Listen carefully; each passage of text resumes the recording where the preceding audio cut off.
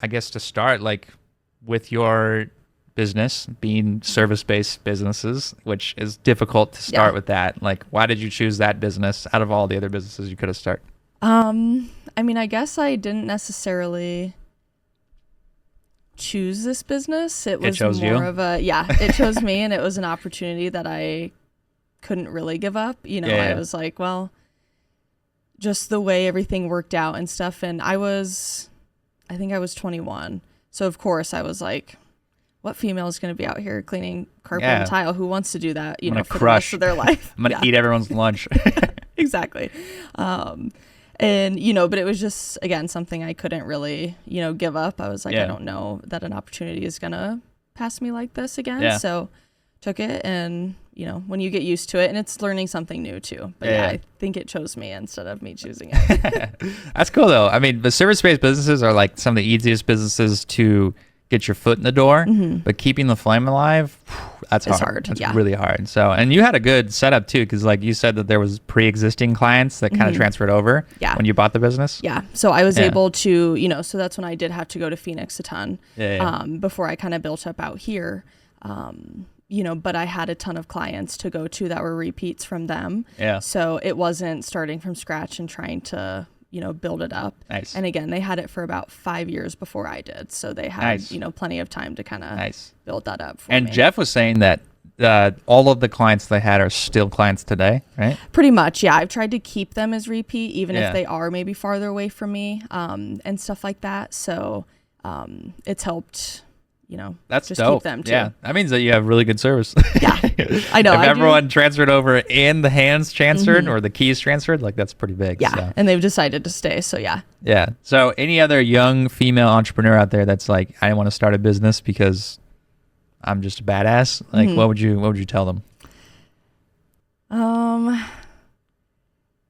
would just, you know, say even if you kind of are nervous, you know, and afraid to do it, like you just have to get out there and do it, and it'll become, you know, comfortable once you get used to it. But also just staying consistent, I think, is the most important thing, especially starting your own business at all. It's you have to be consistent with it, and sometimes do the things that, you know, you don't want to do, or work the days you don't want to do. Right. Yeah, because I think a lot of young entrepreneurs, which is primarily the people that watch this podcast, because it's like, because we just interview everyday business owners, are like on the fence about whether or not they want to start a business, and they're like, I don't have enough money, or I don't have this, or, you know, I'm a woman, or whatever. And it's like, I feel like there's so many limitations that go into it, but like, I mean, we're all living proof that you don't have to be.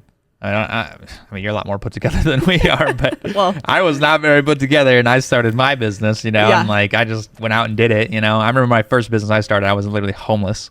Oh gosh. And I was just doing it out of the back of my trunk of my Kia Optima. So shout out Kia. But I was like, you just got to get it done, you know. So, but I think even more so for females, because I don't know what the stat is, but I would assume that not as many entrepreneurs are female, so it's pretty savage that you're getting out there and getting that done. So specifically to that audience, like, do you have any tips or tricks as far as what to look for or anything like that when it comes to starting a business, or what? Because you did do a service business, but like you said, it kind of chose you. But if you were to go back and kind of change the route and you couldn't do that, like knowing what you know now, what business route would you go down? Gosh, I don't even know. You're like, I just clean floors. I haven't thought about anything else. I'm loyal. I know. I mean, between, you know, the windmill and stuff too, I mean, I've thought of what else I would like to go into, but I feel like I don't know that I've ever had like a strong want or desire to do anything specific. I feel like I've just always been somebody who just can pick up, you know, certain things, and I've just been kind of determined to just do, you know, kind of whatever comes at me, I guess. And it's not a question I've really thought of, honestly. So I actually don't even know if I have an answer for that. Maybe you don't have an answer right now, but if you were to just go out and do something, like, would you go service based? Would you go internet? Would you go, you know, maybe something less traditional, like anything top of the dome? When you saw something on TikTok, you're like, that might actually be a pretty good business to get into. I know I want to say I wouldn't go into service space just because I've done it so much, but I think there's a lot of parts that can be fun. Yeah. But so I probably would stay with something Service-based related. I think. Yeah. And just, like, even though people can be difficult, it is nice to kind of be, like, face to face with people and do things, like, and ultimately kind of, just help people with whatever it is too. Yeah. It's also way easier to close deals in person versus anything on the phone or whatever. Yes. Like, it's so much easier because you show up and you like walk around the house and you give them a quote and then it's just like, yeah, it's going to be this much. And then like, they're like, oh, it was really painful to go through all of this. Like, to try to go do this 4 more times to get 4 more quotes. I'm just going to go with this one. She seems nice. Yeah. And I feel like, that is like my thing. Like, I'm not a big sales like my mom. Like, I've never like been into that and things like that, even though some of that goes into, what I do. But I think I think it would have to probably stay service based. Yeah, that makes sense. It's one of the easier businesses to get into, and it's so like you can control it so much more. Like Alex Ramosi talks about this. If you don't know who it is, you should definitely look him up. He's great. He's got some tons of great insight. But he talks about there's 4 types of business models. One of them is you're gonna have like this up and down, very linear type growth, and those are usually like your e-com businesses because like you'll have like a massive rocket of like clientele, like everyone orders out of stock, and it's like, but then you have this huge supply and demand problem, and then you plateau. It's like you sold like 100 different shirts, and then now you're out of shirts, so you got to go and buy a bunch of different shirts, and now you're backlogged, and you got out of stock items, and then it kind of grows linearly, right? The other type of business, service-based businesses, is very slow, gradual, but like over time, it's a lot more linear because like it's a lot more controllable, but the growth is very slow over time. So because it takes like forever to actually get to a point where you have multiple employees and multiple vans in your case and like all this stuff. Like it takes a while, but the growth is very linear. It's the most like stable type business. Then you have another business that has nothing for several months, if not years, and then it all of a sudden explodes. And that's typically like your software businesses because it takes so much time to build the software and build up the authority on the internet of like you're actually the guy that knows what he's talking about or the girl that knows what he's talking about. And like you have all this time and then finally you grow from there. And then the other type of business model I completely forgot, but it was really good. Okay. But that other business model, I'm pretty sure was, if I remember correctly, it had to do with your in-between type businesses that are like not service-based businesses, but like more like local businesses. Because like for you, you're a service-based business where you go to the client versus if a client comes to you, it's a totally different ballgame. Because if you simply just flip the sign that says closed to open and you exist, people will come. Yeah. So the growth of that is dependent on strictly whether or not you can expand past your one location. So if you're a gym, you're a med spa, anything else like that, like you have a very restricted geo because you're right there. So the only expansion opportunity is to open up another building or knock out the walls in the back and then expand it from there. Yeah. So those growths are similar to the linear growth, like a service-based business, but even slower because it takes even longer to actually grow because you'd have to go out and fork out this massive amount of cash flow to go open up a brand new building, right? Which, if you want to open a McDonald's, I think it's like $2 million to go do it. Oh gosh, yeah. So it's totally different than a service-based business where if you're a cleaner or you're a car detailer, you can throw it in the back of your car to start and then go get it done, Yeah, absolutely. So, which was that kind of your humble beginnings? Or no, you started with the van, right? Yeah, so thankfully, I started with the van, everything was set up and ready to go. So it was a very, like easy and simple transition where I was able to just turnkey business. Yeah, literally, turn the van on and start going out and doing jobs. So I was very blessed in that cool. way. And then you got that big ass machine that you got to push around and clean and everything. So you must be strong. So we have this. You ever used one of these before? You see that segue? You like that? Oh, it's low battery. Okay, so we're doing this. Okay. And you got to do it. I know you got pregnancy hands right now, so maybe it'll make me a little stronger. Hopefully, make you stronger. just think about some worst case scenarios, and then just grip that thing. Perfect.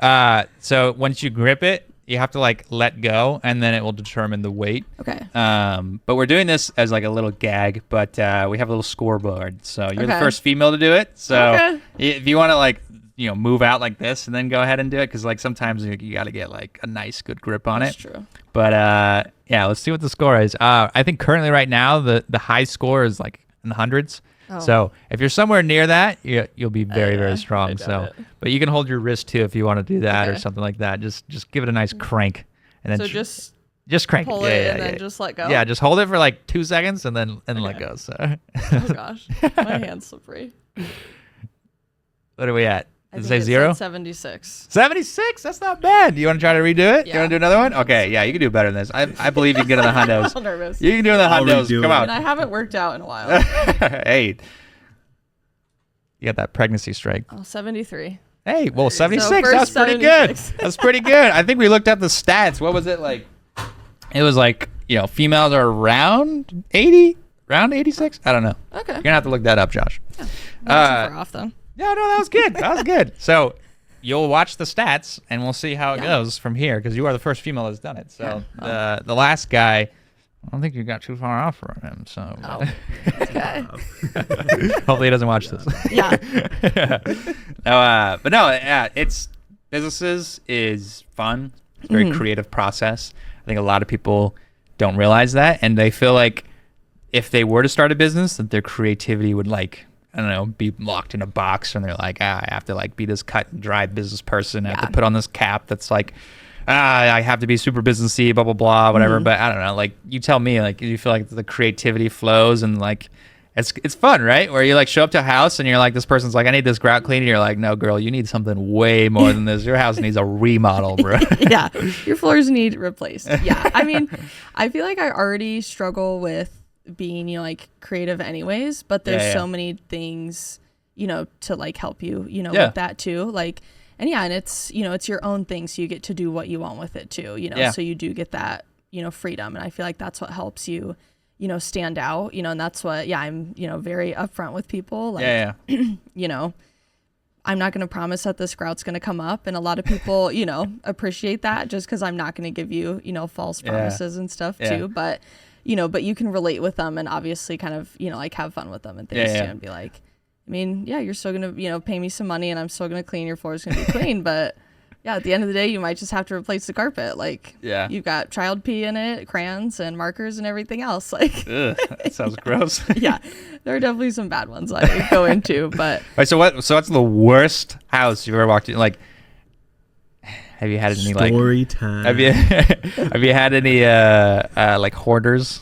You go in and you're like, Yes. oh. I went into one, me and my dad was with me, and it was, I think she had 2 huskies maybe, or some type of dogs like that, right? Just all the dog hair. And we went in and I look at my dad and I was like, this has to be a hazard to be in here. Is almost how bad it was. But there was just stuff everywhere. There was barely even floor to clean. And it was just, sticky stuff on the floor. Yeah. And just kind of that musty, it's just the dirty. Yeah. And there's just stuff on the floor that I'm like, I don't even know what this is, but we're just going to spray it down and suck it up and you're clean the just machine rubbing out. alcohol and just let it do its work. Yeah. And my dad had to kind of maneuver the couch, and I look at his shirt and it's just completely coated in dog hair. And it didn't help we wear black shirts, but it was just completely coated That's crazy. in dog hair. Yeah. So it was a very let's get in and let's get out. Did you overcharge them because of it? They're like, this is hazard pay? No, that was Or is it the early stages? Yeah, that was You're like, early I'll take stages. anything. Yeah, I'm like, whatever. $50 is fine. Just get me out of this house. $50? Yeah, it was Okay. not. No, definitely not that cheap. That's crazy. So she was just having carpet cleaned? I think it was tile. So at least it was better. If it was carpet, I would have been just between all the dog hair and stuff, I wouldn't have been able to clean anything. So I probably would have then had to just be like. So what do you do with It's all just the not dog gonna hair?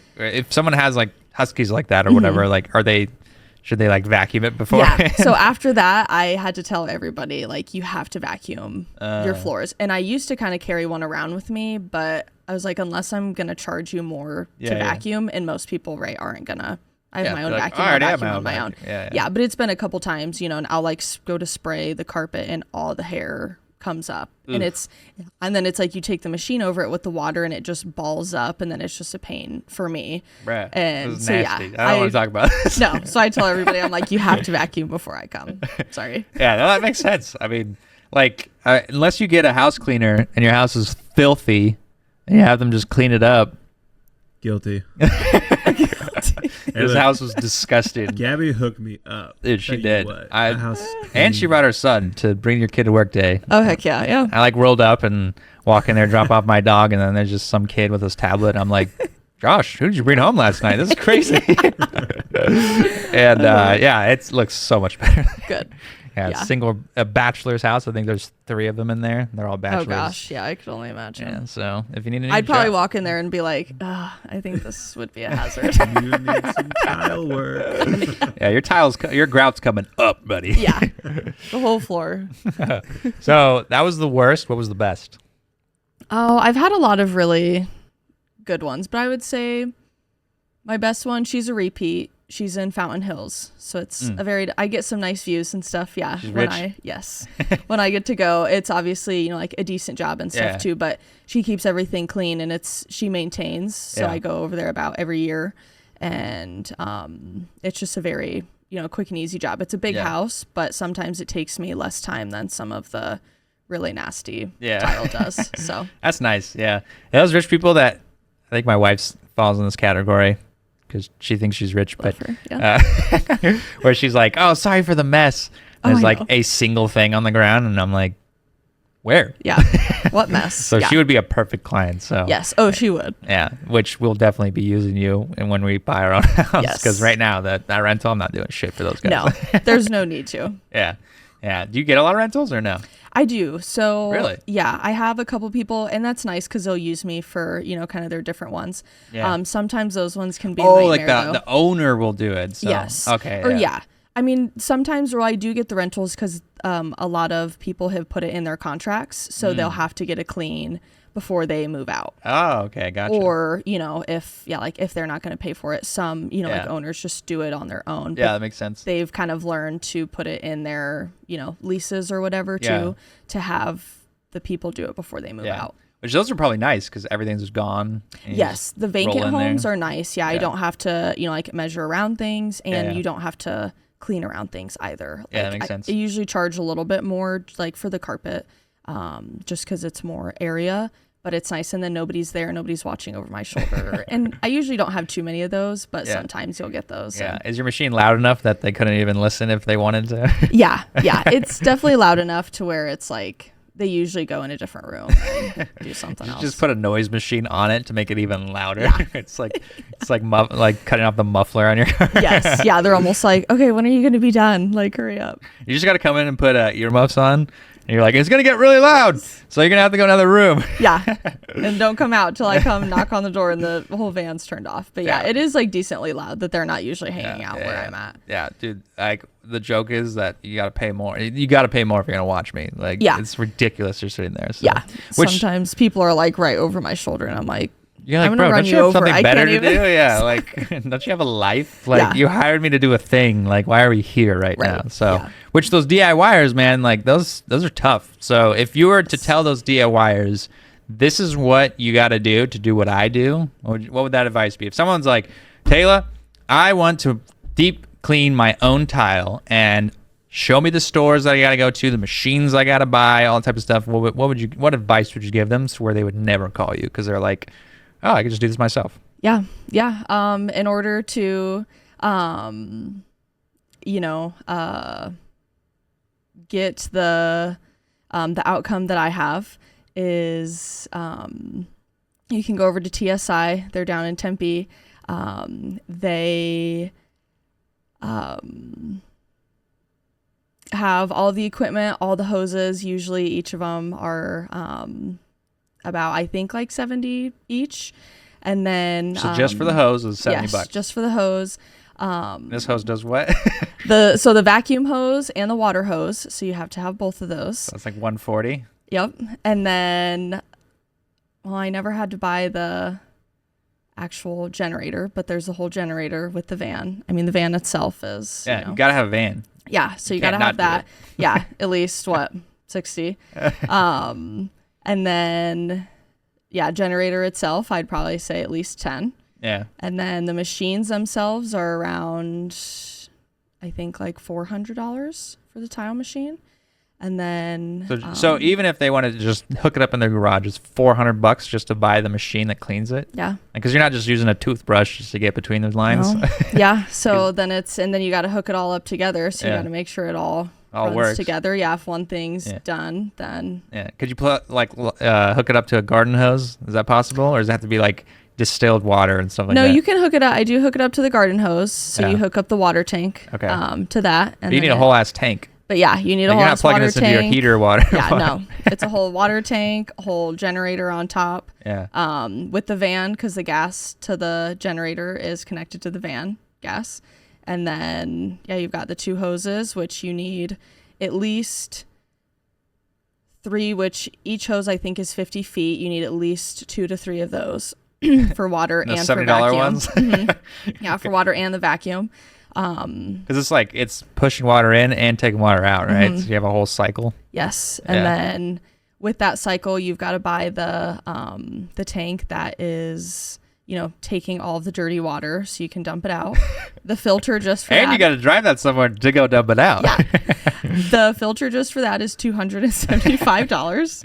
Wow, and you got that one on lock. Yes, that You one buy a I lot of know because I those. was like, I will never ruin one of these for no reason. So, and yeah, so I mean, you're looking at definitely. You're looking at a pretty penny if you want to do this shit yourself. So Yeah. Yeah. And you still have to, make sure you're getting the good products that are actually going to work and right, things like that. what is a good product? Because we got Mr. Captain Crunch over here that buys tallow this and tallow that and tea tree oil and stuff like Yes. that. Like, does that shit actually work? Could it work? And is it going to be as efficient, or is the chemical way the only way to go? Because he won't even smell fresheners because he thinks he's going to die with cancer. Not a Yes. fan. See, No Febreze over here. I love the non-toxic living. I am definitely a non-toxic Hey, living let's go. person for sure. Clip that. Unfortunately, if you're going to want to get all that dirt and grime up, you have to do kind of the chemical way. But Interesting. mine is like what do they call it? Like the alkaline cleaner. Yeah. So it's not as like harsh. It's still like the chemicals, Yeah. but you're rinsing all of it too with the machine. So it's not necessarily like staying on your floor, but there's not a ton of like DIY at home things that It's like, really work. I mean, bro, like the thing is I don't know if you ever took a chemistry class, but everything is chemicals. Yeah. Everything, including H2O. That's a Yes. chemical. Literally the thing you drink. And you need chemicals. Chemicals you are do. chemicals. Sometimes, and the dirt in the grout is a chemical. So you need chemicals to remove that said chemical. Yeah. I'm trying to teach Josh about cast irons Oh, and polymerization and Okay. like how it creates this nonstick layer. yes. Because his pans stick and he doesn't create a nonstick layer. Yeah, or like stainless steel. I've got on the stainless steel. Hey, there you go. You ever got It's you a got little the tricky, the but- wool? Use the Yes. wool thing. Yes. Game changer. Do you use that? Yeah. It's and then you don't amazing. even if stuff sticks, that takes it right off. Oh yeah, it's amazing. No yeah. worries. But if you ever do cross over into the world of cast iron, I'm creating a YouTube channel on how to properly maintain that stuff because Okay. I've had my heart He's broken. obsessed Yeah. with cast iron. I have one cast iron. They're the best. They're They literally are. the best. Which, have you seasoned it correctly? Yes. But I also Josh did doesn't even know what that means. leave it out and rusted it.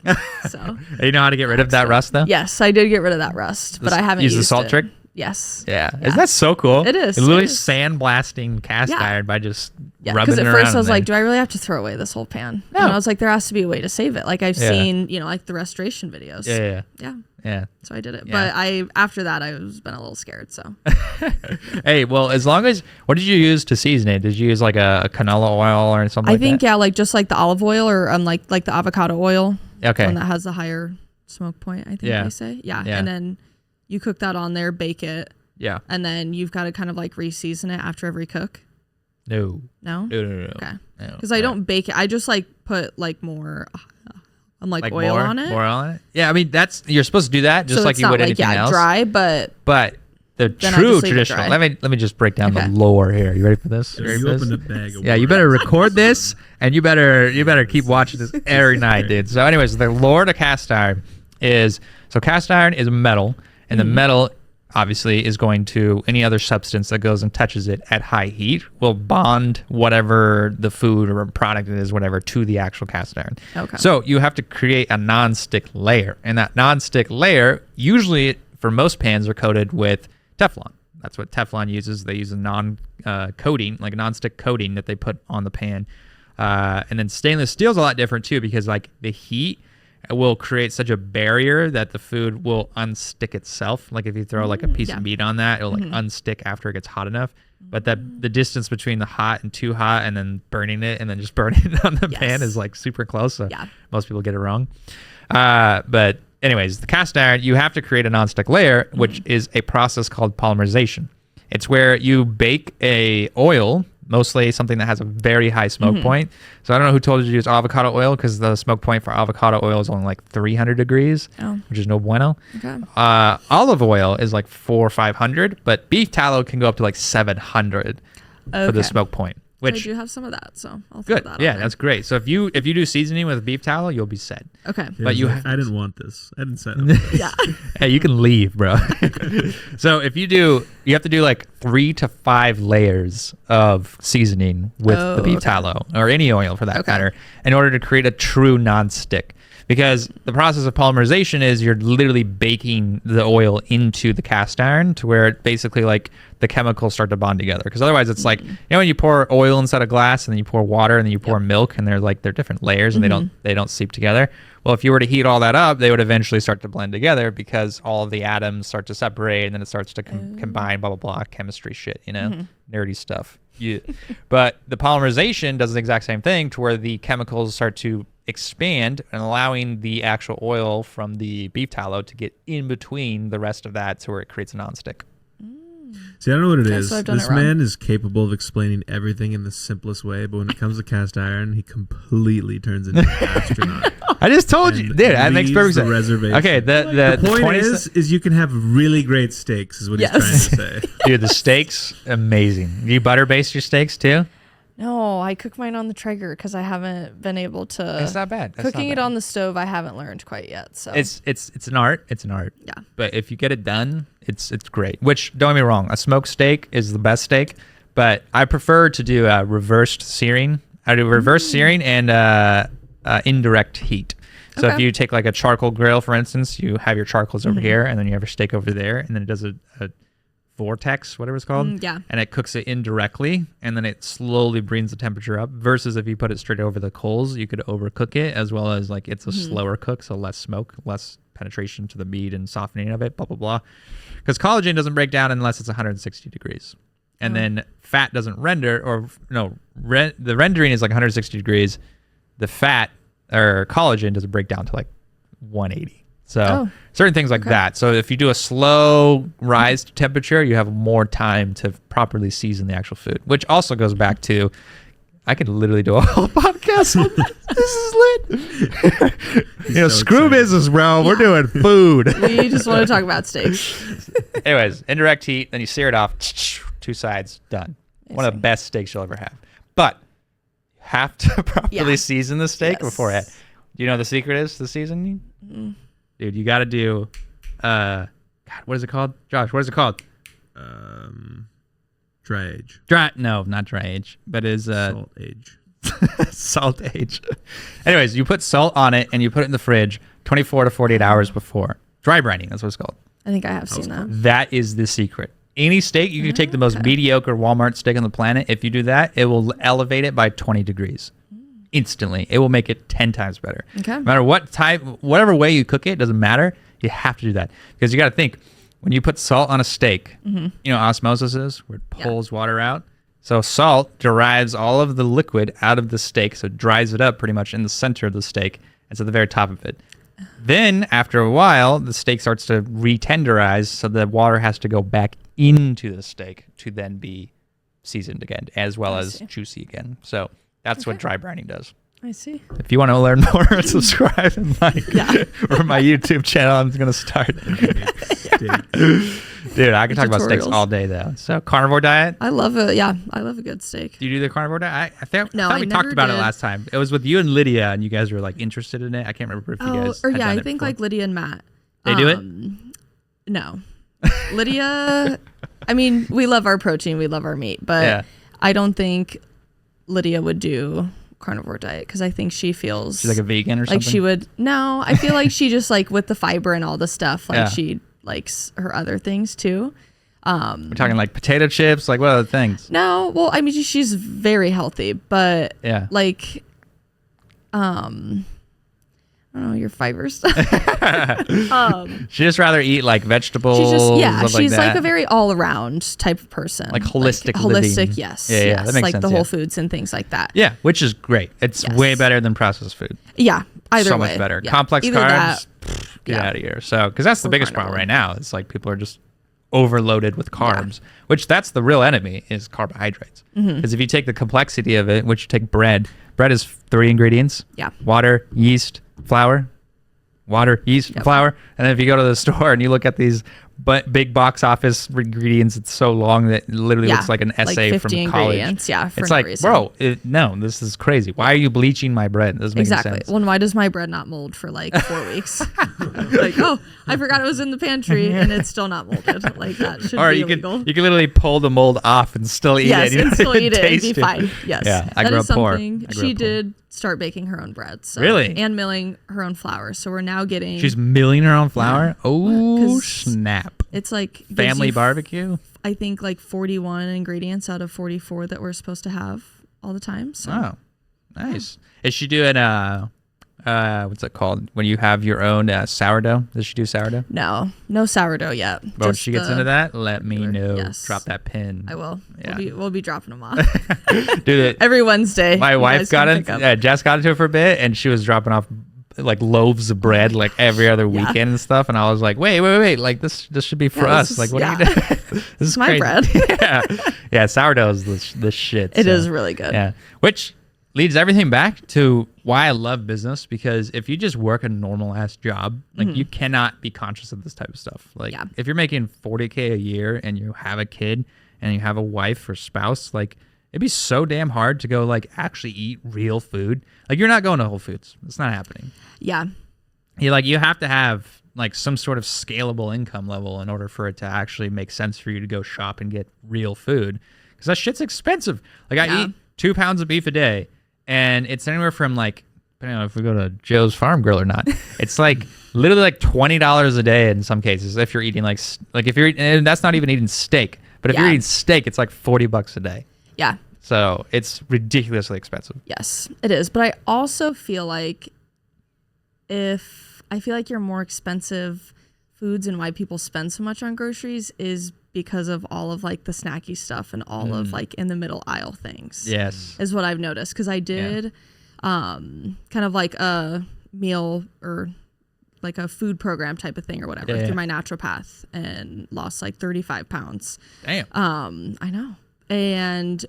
But it was only, like the produce and like the meat and things like that. And you think Really? it's like so expensive until that's all you buy and you don't venture into the other aisles, and all Yeah. the drinks and things like Yeah, that. yeah. And I think it's the cheapest I've spent in groceries. Like I used to spend $300 for just me and Alex, but I looked A at month? the pantry Or a week. about a week. Okay, I was gonna say. Yeah. Where probably are you week every shopping? 2 weeks. Yeah. You're like, wait, I need to go there immediately. yeah, no. But it was all of like, you just, like you're like, like Filler crappy foods. foods. Yeah. The filler foods that you don't need. Yeah, yeah. Not saying meat and produce can definitely be expensive, especially Right. the meat part, like can absolutely be expensive. Yeah, it gets up there, depending Yeah. on what you buy. But Yeah. no, I 100% agree, and I will argue this to the end of my days, that like it's not really more expensive. You're just spending less money elsewhere. Yes. And you're directing it towards the right thing. Because people don't even Yeah. account for like they eat out. Like what does the average American eat out like 1 or 2 times a week? Probably, like, yeah, on at average? least I would say. Yeah. And it's like, or maybe more than that. I don't know. Look that shit up. Yeah. I'd be curious. I'm But it's interested. probably literally like, I would guess 2 to 3 times a week. Yeah. I would have to imagine. Well, and is that like including like DoorDash? That is 100% including DoorDash. Okay. Do you use it might be DoorDash? more. Use DoorDash? Here and there. I don't mean to call you out like that. No, but- I mean here and there. Probably I would say once a week, once a every week? Other, I mean, once you own a every other business. week. You own a business, so it's Yeah. like you're busy. I get it. So, Yeah. because you order it like on your way home from your trip from freaking Flagstaff because you work all over the valley. Sometimes, yeah. Yeah, that No, makes sense. usually it's Alex and it's his idea, and he wants wings or pizza or something. Hey, Like, whatever. Hey, Alex is my guy, dude. That guy's a man for my own heart. Yep. He is. Yeah, no, the food thing is crazy. So, but yeah, if you, so I eat like a lot of ground beef, and if you want to do cheaper, ground turkey's way cheaper. Yeah. It's like half the cost. But it's literally for me and my wife, if we eat 2 pounds each a day, it's $720 a month, which is really inexpensive. And that's enough meal where if all you ate was that, you're totally chill. Yeah. Like, and you could easily do it. Yeah. When you're full, like more so too. So you're actually, like going to eat a lot less food. Yeah. Carb cravings out the window. Yeah. So. Because those just keep you full. The average American spends $847 per month on food. Average American household. Whoa. How do they do that? Wait. That's food as in like eating out? That includes dining out and groceries. Oh, includes dining out and groceries. No. I want to know groceries or eating out. How many times do they go eat out? Oh, how many times do they eat out? Yeah. Also, 840 seems low. That seems really low. If you're thinking, like like I spend that on groceries in a week. That's because you have 9 chuck roasts in your fridge that you didn't cook, and they're now completely brown. Oh my gosh. Dude, Josh is definitely that guy. Buys like put them in the freezer or something? No. And if it did, he would never see them again. Hey, that was one time, all right? But he also will just cook something with no seasoning. Plenty of burnt rib stories that you can hate on. Oh gosh. One time he threw some ribs on the Barbie. He was like, "Hey, and can you watch? Hey, you're like, hey, can you watch this those for me?" And he like leaves, and then me and my buddy Jamie are just sitting there on the couch. We're just talking forever, and then he comes back, and he's like, "Hey, how are the ribs?" Like, seems good. No smokes come out. Everything's great. He like opens it. They're just like the black bone. There wasn't even bone left. It was just disintegrated. Looked like plankton from SpongeBob when he gets zapped. The only silver lining is all of the comments on my story on Instagram of people consoling my loss. Yeah. I couldn't imagine seeing that on somebody's Instagram story. The caption was like, "Bro, can you check the ribs?" Or something like that. That's funny. Yeah, dude, food is great. I would literally love to start a food channel. That'd be so fun. It is, yeah. It's like you learn so much. I literally learned all of my cooking styles from watching. Like, shout out Dan, what's his name? Matt, the cook guy or whatever his name is. He's the guy that does like. Have you seen it? Like you've had I've to. I've probably seen him. him. He always wears the black shirt. Like he's always cooking exotic foods. Like his name's Matt something or whatever. But what's the Hawaiian guy? Like, Guga, something like that. You heard that guy before? I don't know. I see a lot of food stuff on like TikTok, but I never pay attention to like the actual people or like follow only one person. You just swipe to the interior design stuff. No, gosh. Really? No. That's one of my like the food whole stuff, pages. but I usually, right now it's just all pregnancy, and I don't know how to. That's like, all it is. Bro, Meta's got me under I'm like, control. Okay. It's under surveillance. Yeah, I found out I was pregnant. It's game over. Exactly. I've seen enough. Yeah. But I'm the one that looks up the recipes. Dinner for two. Yeah, and I just find something that I like. So. Yeah. Alex doesn't cook? No, not really. Yeah. Where do these ladies go, man? My wife doesn't cook at all. Really? And I'm the cook. She struggles to boil water, but no, she's like slowly getting into it because I think her mom, if you met her mom, like she's an angel and like she cooks every meal and has this whole time, so it's like I think it's naturally gonna happen where like if you grow up with someone always cooking and her dad's also like a really good like cook too, so it's like it's hard to like go home and cook, Yeah. Well, and that's how he is. That's why he never really, learned. His mom, would do it all, and so so would his dad. And my mom, she still doesn't cook. The only thing she cooks is a pancake, probably 3 times a day. So she can cook a pancake, but but it was I just learned how to do it instead of like Jeff him cook? kind of taking the reins. Yeah, my dad cooked a lot when we were young, but. We were also I did rodeo, Lydia did gymnastics. You did rodeo? I did. Shit. Yeah. So we were like over. like wrangling cows like rodeo, or like you dance around like with the flag? Yeah, like the cows, like the barrel racing and the pole bending. Shit. Yeah. Let's go. Wait, pole bending, what the hell's that? So you just weave through, I think it's 6 poles. Oh, okay. So like the barrels, you just obviously run through the barrels. It's just a different like pattern. That's dope. Yeah. So it was fun. Do you still do that? Obviously not now, but I did it up until high school. So I did like the junior rodeo where you travel around and do all the stuff. And then my best friend was actually world champion in breakaway roping. And then she still kind of ropes and stuff like that. She lives out in Florence, but I grew up.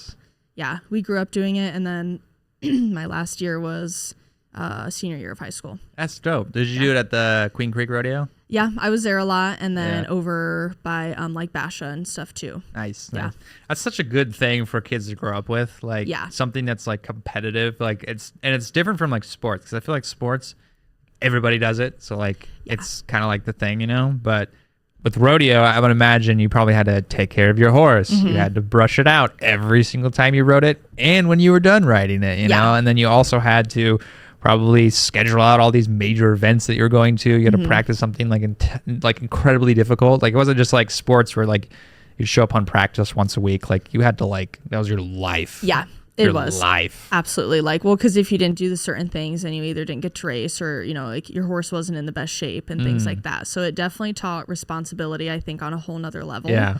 But and also just like hard work. You know, like that.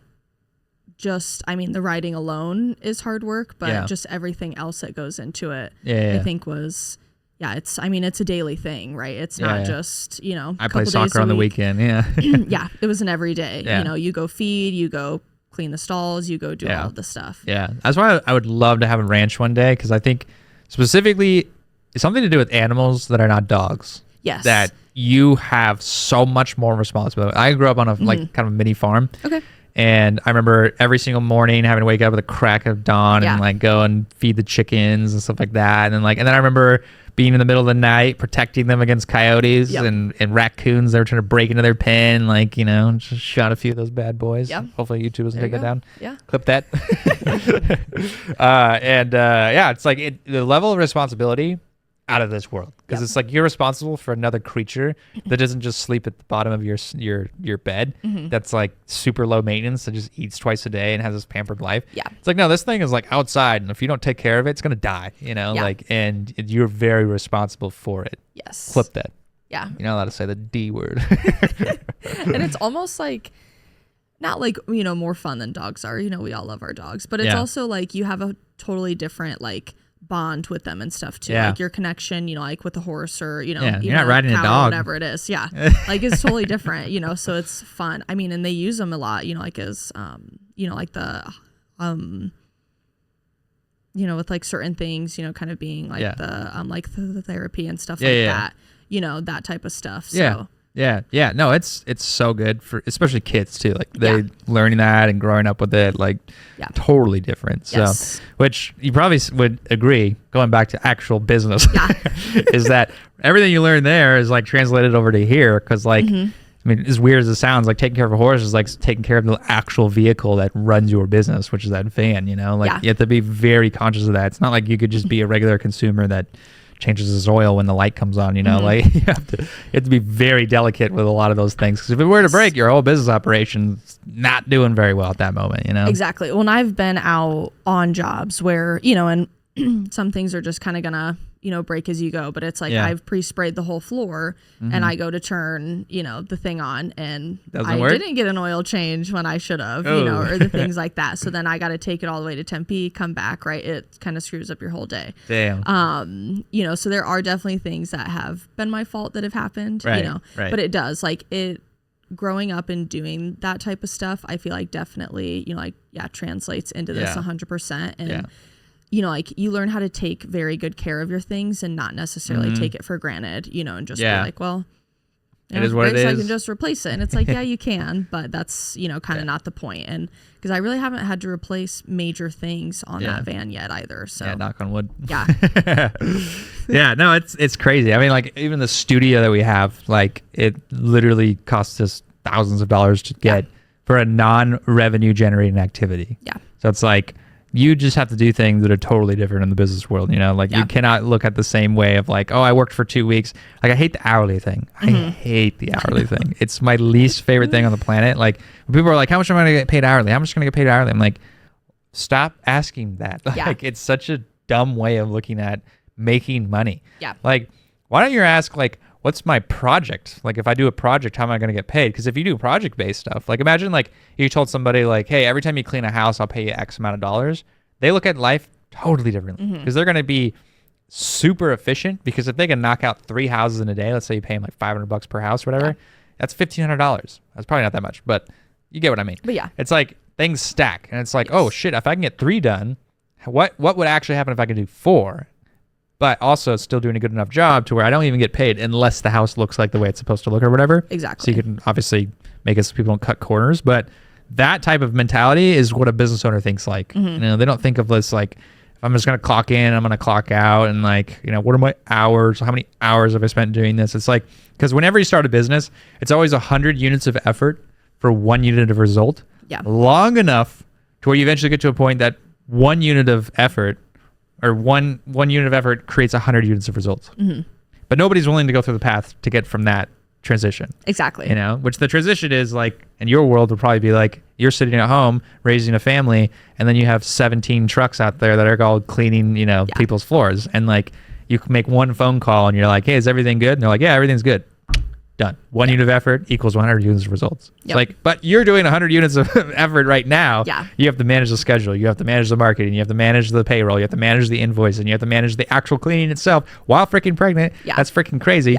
And you're doing all the work, and you're doing all the billing. You have to making sure if nobody pays, you have to go track them down, everything. And then it's crazy. So, and like, obviously you can like subsidize some of that. Like you can hire like an agency like us that can like take care of marketing, or you could hire like, you know, maybe like a payroll company that will like do the AP stuff for you. But like at the end of the day, like when you're starting out, like all that shit's on your shoulders, you know?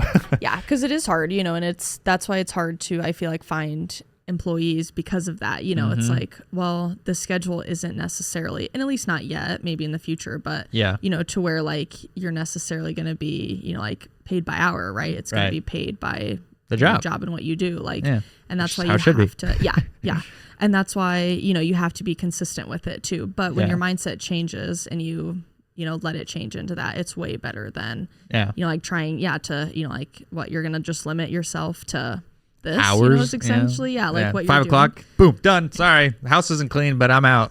And I feel like that's why a lot of people don't either get into, you know, like doing their own business, or sometimes get into it and get out of it pretty quickly.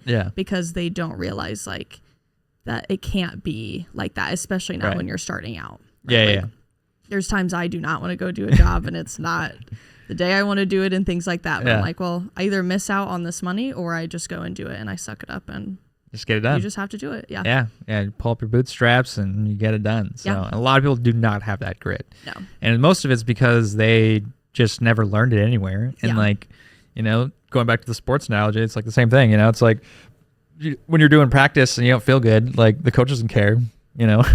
Like if you're at a game and you don't feel good, like the other team doesn't care, you know? Like you just got to get it done, you know? Like, and then the team aspect of it too, where it's like, if you're not going to play your best, then you're letting your team down, not just you, you know? And it's a whole other thing. So, but yeah, it's tough finding employees. I think that is the hardest part, which was going to lead into one of my questions about like scalability. Because that's something that everybody either really, really wants to do or is so afraid of it that they'll never, ever get to the other side. But like, what does scaling look like for your company? Because it looks different for everybody. And people watching this are like, okay, my goal is I want passive income. I want something that just runs on its own, blah, blah, blah. Everybody wants that. Like nobody doesn't want that. Right. That's why the stock market works. It's because enough people put enough money into the stock market that it does work. Because they want that passive income, you know? But it's like, for your business, there's a ton of upfront investment to eventually get to a point where it kind of runs on its own. But like, are we thinking like, you have to give people the keys to the van and then have them do it and then buy another van? Like what does that scale look like for you to where you could technically step away and focus on more of the operation side of the business? So we've kind of talked about it, you know, me and my parents, because they're obviously willing to, you know, kind of help this grow too and, you know, do what they can. But I think it would be, you know, definitely getting, you know, a couple more vans and things like that. But then and probably finding somewhere to store the vans where, you know, like they just kind of come, you know, pick it up and go out and do it. And then I can at least, you know, even with kids and stuff, you know, do the back end stuff, you know, like the phone calls, things like that. That's easy. I think it's first just kind of getting another van and, right. Things like that. And then that way I can build up the amount of jobs that we can take to allow it to be busier for hiring employees. Because that's what's hard right now is filling their schedule. Just, being, consistent enough and stuff. Yeah. But part of that is being at the windmill. So I haven't pushed the business the way I can yet, just with that being still my kind of full-time thing. Yeah. So. Yeah. And so you technically have like a full-time job then, right? Yeah. And then, which is super common nowadays. And it's not abnormal. Like, so anybody watching this, like if you have a job and you want to start a business on the side, that's very normal. Yeah. And we can afford to do it nowadays more than ever, especially with some of the models out there of businesses. So it's like, there's a lot of that. So yeah, I think a lot of business owners are very afraid of that because they just do this and they white knuckle their way into something of what their business looks like today. And then they refuse to let anybody have any type of say in their business because they're like terrified of them ruining it or whatever. It's like, dude, you gotta trust people. Yeah. Well, and that's the hard part too. Like that you do have to kind of let the control go. Like it's going to be hard, but they're also going to make mistakes and things like that. And you're just going to have to deal with it or you're never going to have employees, right? Nobody's going to work as hard for your business as you're going to work for your business. Right. But that's where the give and take kind of comes in. Like you either want to step away for a little bit or you don't. Yeah. Like you have to kind of. And everybody wants to step away at some point. Yeah. Yeah. I've met a lot of older freaking business owners and every single one of them say the same thing. Like, I want out. And I'm like, well, you should have thought of that 20 years ago, but here we are. And now you've white knuckled your way all the way to this point where you're the key. You ever heard of the key man scenario? Where it's like a lot of people want to sell their business, but the problem is that they're the key man, meaning that they are the sole reason that business runs, to where if somebody were to buy it, the business would collapse because they're no longer there. I see. Very common for small business practices that are like person to person, and like take like a medical thing, so like dental or anything like that. Like if everyone goes to Dr. So-and-so, then if Dr. So-and-so doesn't want to be a doctor anymore, he's screwed because everyone goes to Dr. So-and-so. Yeah, and if no one can buy that business because, oh shit, I'm not going to go to this place anymore. Dr. So-and-so's not there. Yeah. It's Dr. this guy or that girl. So yeah, it's tough. So which is why the services business is dope, because you don't have to have your face on it. Right. You know, you could eventually hire some young man or some young lady that goes out there and is ambitious that wants to go out and sell. Which, another thing too, little tip, you do in-home services. All you got to do, this will guarantee an extra 2-3 sales a month, is once you're done with this clean, go to the person's house next to you, 1, 2, knock on their door and say, hey, we just cleaned your neighbor's so-and-so's house. Let us know if you need anything, and leave a brochure or something like that. Or be like, I don't have anything left in my schedule. Would you want to clean? I'll give it to you for 20% off, 10% off. Yeah.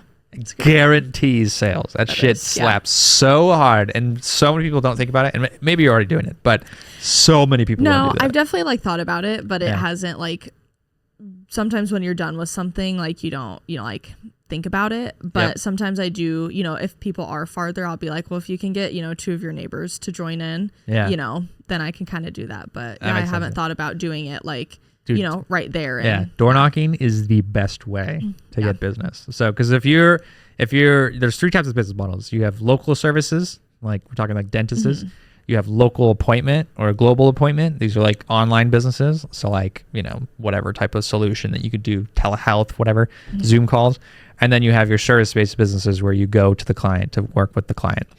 And there's 3 different things that all these businesses can do, but specifically the service-based business, you can knock, you can post on social, and you call people. Those are the 3 things that will guarantee business for you. Because if you knock on someone's door, it's only a matter of time if someone says, wow, I was just thinking about getting my floors cleaned. I have this event coming up, or this birthday party, or this whatever. I would love to get my floors cleaned. Give me a quote.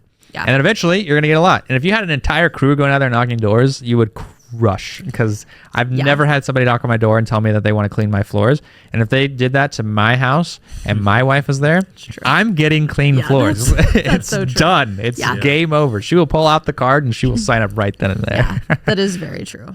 Yeah. So little pointer. Yeah. Think about it. In fact, we have a hookup for guys that recruit for door-to-door people. So if you ever need that, it happens to be this office. Right. Oh.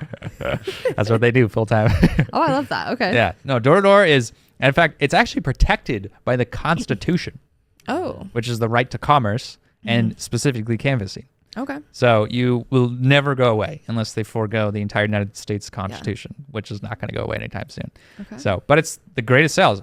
And people are really afraid of it because they're like, oh my gosh, I hate door-to-door knockers. Right. I'm like, no. You hate pest control and you hate solar. Yes. Because 8 guys just knocked on your door. Right. But they or do you're that. signing up for a whole like contract. Yeah. They're I'm signing just trying to clean contracts. Yeah. There's all these things. It's like there's so much commitment to it, especially a solar system where it's like 70 grand sometimes, depending on how big it is. It's like, people don't like that, and they don't like the fact they're getting their doors knocked on.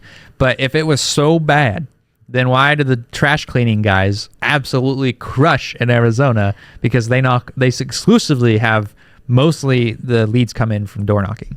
Like, because they'll clean a trash can and they'll go over to the neighbor's house. They'll either put like a flyer on their trash bin or whatever, or they'll knock on your door and be like, hey, we're cleaning your neighbor's trash. I'll do it for, 50% off or whatever, because we're literally already here. Yeah. So in the same case for you, it's like, I'm already here. You already see my truck or my van. It's right outside. Like, I have a free availability in my schedule. And this goes back to the per project for the employees. And if you tell them like, hey, if you self-gen this, I'll bump it up even more commission or more of the job or whatever, because that job wouldn't exist if they weren't there. Yeah. So you'd be like, hey, you can only do this. You'll clean the house, but if you clean the house next to it or whatever, and you self-gen that, and I didn't have anything to do with it, I'll give you this much more profit or whatever. And then obviously you're giving them the equipment. So it's like, it's not like them going out and getting the job on their own stuff. So they're probably not going to be like, I want full commission of all of this. So it's like, well, this van doesn't exist without me. So, but business is fun. It's like, that's the creativity I was telling you about. So, so last question is the DIY or the client that you don't want. Yes. If you were to look at that client and say, hey, I don't want any of this. I don't want you to call me. Don't pick up the phone. Don't book an appointment. Like, if you could describe that client, what would it be? 20 seconds. Just 20 seconds. Condensed in 20 seconds. Okay. How do I even start? I mean, you already said a few things. Like, just start with like the what is that word called? Like the vulture, where he just sits there and watches you the whole time. The super picky, analytical person that's like, oh, you gonna clean that grout over there? You're like, bro, I'm literally in the middle of cleaning. Why would I stop everything I'm doing to go fill the grout that came over there that I already told you might come out? Yes. Stuff like that. Okay, so I do not want the client that is going to expect me to make your black grout white again. The expectations need to be realistic. I also don't want somebody who is already getting maybe a discount or a deal from Groupon and then haggling me for more of a discount or a deal. I know everybody loves a deal, but I still have to make some. And just the person that's gonna critique everything that I'm doing when you don't even know what's going on. Hey, that's perfect. That was perfect. That's exactly what you need. Because that little clip right there, the 20-second clip, you post that, somebody's going to see it. They're going to be like, oh, shit, I need to clean my floors because this lady literally cleans floors. Yeah. And they're going to be like, I'm not that person. I actually kind of want to work with this person because I'm not that person. I'll talk to that person. Yeah. And then it also will steer away the people that you don't want. Yes. So, because it's true. It's like when people have this level of expectation, but they're willing to put this much investment into it. It's like, bro, what planet do you live on? Like, this is ridiculous. And I feel like that's been huge nowadays, from seeing it obviously from my business aspect, but also from the wedding aspect, where expectations can go very crazy. I feel like nowadays expectations are just not at all where they're at, and it's like you are spending a pretty penny for anything that you really do nowadays. But again, I'm not a miracle worker. If you've been cleaning your floors with laundry detergent because TikTok told you to do that and your grout's black, there's not much I can do. Yeah. That's really a thing? I guess it's a TikTok trend? Yeah. It's giving you business? Well, no, because they think that their floors are clean. Or then it just hurts me because grout is so porous, it just holds everything in. The tile itself is always going to come up perfect. But sometimes, and you've probably seen some of the pictures of the difference between the black tile and their tile's actually tan. But sometimes the grout will be left behind a little darker just because it's a process because what these people have done is created a film, and it almost just layers every time you chemicals. clean. Chemicals. Yes, chemicals. Polymerization. So so definitely the only Non-stick. chemicals to use are my chemicals. Please don't use any others. But yeah, it's like the Fabulosos, the Pine Sols, anything with a What lot about like of the Swifter stuff? Is that bad? yeah. That's bad? Yeah, it's I'd do just it. it's Told all you. the it's just I mean same thing, you know, like you Let's look talk at about health. yeah. Just talking about how it's ineffective. Yes. I mean partially to your health too, but to just the way your floors are going to look. That's what makes your grout dark. I mean your floor is going to get dirty anyways. Yeah.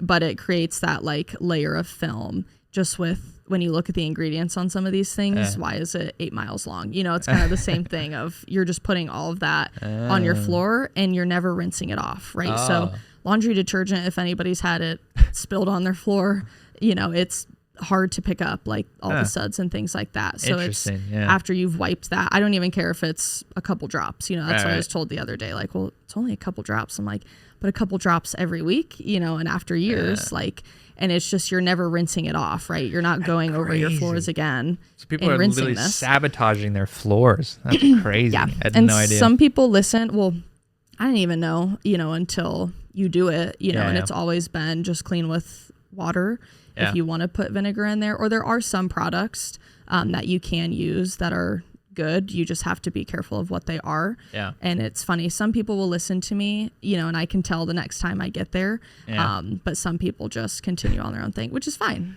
Yeah. If you're okay with your floor just not totally coming up perfectly, then you can continue to use what you want to use. But there are certain things that go into it for sure. Yeah, it's like if something was built for something like laundry detergent, it says laundry on it. Like I don't It's think not you're used for your supposed floors. to use that. And I don't think any floor installer has ever told you to use laundry detergent. So Unless they want you to be a repeat customer. I might tell you to start using laundry detergent. So eventually your floors are black and I get to come clean them. Damn, is it because like the footprints from the shoes? Yeah, so it's everything you track in, especially being out here with all the dust and stuff we have, even though, right, your doors don't necessarily have to be open for dust to get in out here. Yeah. And pets and stuff too, right? They track things in. Yeah. And then the steam cleaners too. So if you're using that on top, it's essentially baking everything into there. But yeah, it's just all the traffic that doesn't help with what's put on your floor. And obviously you can't see it. So you're not like, oh yeah, there's a film that it's eventually gonna turn black because, you know, people wear their shoes, you know, in here all the time. It's not like the Midwest where people usually take their shoes off because of the snow and things like that. So you're just tracking a lot of That makes sense. stuff. Yeah. Dude, you should make a clip where you do like the before and after of the water tank for shoes on house versus shoes off house. Oh, that's a good idea. Have you ever done that on social? I've been trying to be better at doing my social media. Yeah. You gotta find like a social planner. Where you like can queue up stuff. Yeah. 'Cause once you edit it, like, and you can just do like a CapCut or whatever, and then you have it on social planner, and then you book it. Like we have a social planner, and it saves so much time. Because then then you forget about it, and then I'm like, oh, well, it's been 2 months since I put anything on social media, which is horrible. But for real though, like a little tip, do that one. It will go viral. If you have, I've seen so many clips of it, and people eat that shit up because they're like, because it's so relatable to their life because they're like, I wear shoes in my house, or I don't wear shoes in my house, and this is why. And then they share it around with all their friends, and like it blows up. So that's the fun part about service. Tell the difference. Yeah, it's the fun part about service business. We had a pressure washing guy on that podcast last time, and his social media blows up like crazy. He's got posts all the time. He did like this AI image of like Lamborghinis pulling around his pressure washing equipment. And it was super cool, and that thing's going viral. But like, yeah, it's fun because you have so much content you can post. Yeah. Just whip out the phone and just video anything you're doing. Yeah.